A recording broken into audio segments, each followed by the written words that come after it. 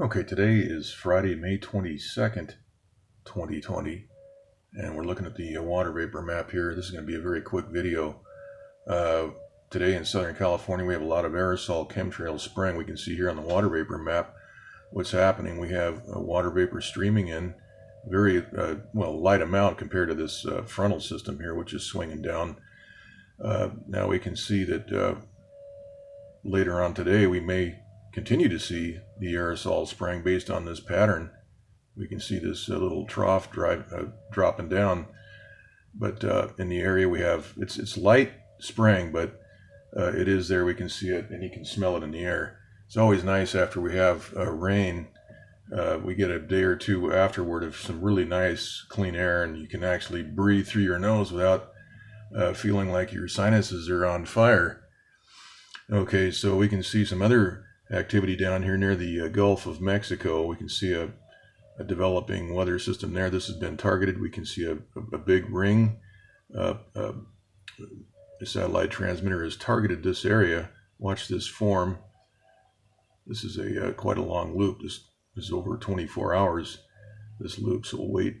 This builds, and then we can see a huge ring right there on the northeast side, right there, where they hit that, and this pretty much disintegrates. Now, the NOAA announced yesterday, we heard this on state radio, that the National Hurricane Center is predicting a very active hurricane season for the coming summer months. And that's interesting because we just saw a lot of flooding in Michigan, which will guarantee that Democrat-run state a lot of federal funding. And we know that states that are in deep trouble debt-wise, like California, for example, which is over $50 billion in debt because of the incompetence of the legislature, we may see a hurricane strike Southern California in order to force federal funding through the FEMA program. So we're going to keep an eye on all that, and that goes for also down here in the southern states. So we're going to have to keep an eye on things. The deep state is in deep trouble. They're cornered, and a badger that is cornered is pretty dangerous. So we're going to keep an eye on all this. Next, let's take a quick look at the latest COVID-19 stats. If we take a look here at the top 16 states by case load of COVID-19 cases, and also the deaths here, we see I've gone ahead and calculated all this in percentages the way they should be.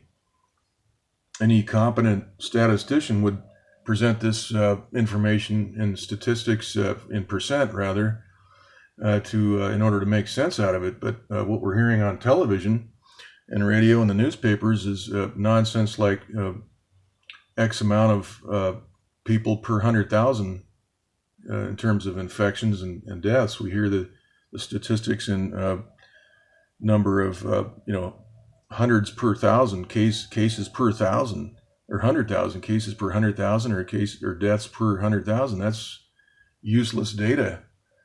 So putting it in percent puts it into a proper perspective. We see here that in the worst case, New York, and by the way, this is yesterday's data, but it's within still about a thousandth or a hundredth of a percent if we look at what's happening day to day.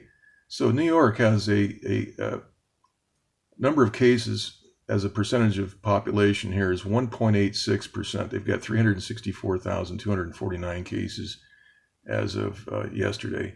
That totals to 1.86%. When you divide the cases by the population and multiplied by 100, you get this. This is the percentage.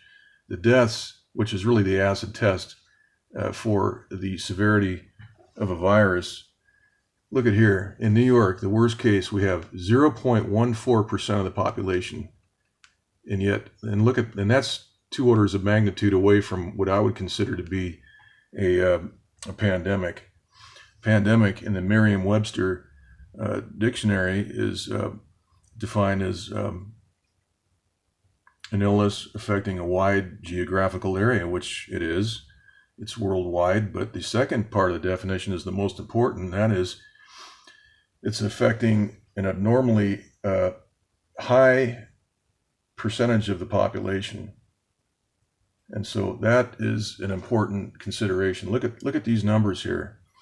Most of these states, if you look in the deaths column, are 4 orders of magnitude away from being a pandemic. We could figure 15-20% would be a high percentage of the population. And so looking at these numbers, we can hardly justify closing down hundreds of thousands of businesses around the country, bankrupting honest working and tax-paying Americans over basically, this is all about getting Trump out of office. That's the end goal here, folks. If you haven't figured that out yet, I got some bridges to sell. So there it is. These are the numbers you don't see on mainstream TV. They don't talk about these numbers on the morning dingbat television shows. You look at online, you look at the Johns Hopkins website, you look at the coronavirus websites for each state. They never talk about these percentages. Why is that? Well, look at these paltry numbers here. These are so small, astonishingly small numbers. Hardly a justification for closing everything down, businesses and churches and everything else, yet we see liquor stores are open, which, by the way, Trump just basically announced that churches will be open starting, I think, tonight or tomorrow. It's about time.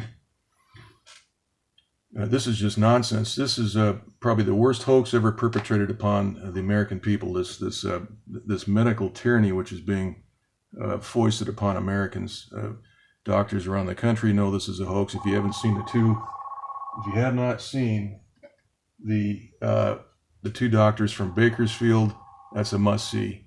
Okay, so we're going to go ahead and end it here, and hope everybody has a great Memorial Day weekend. Just leave it right here. That's it.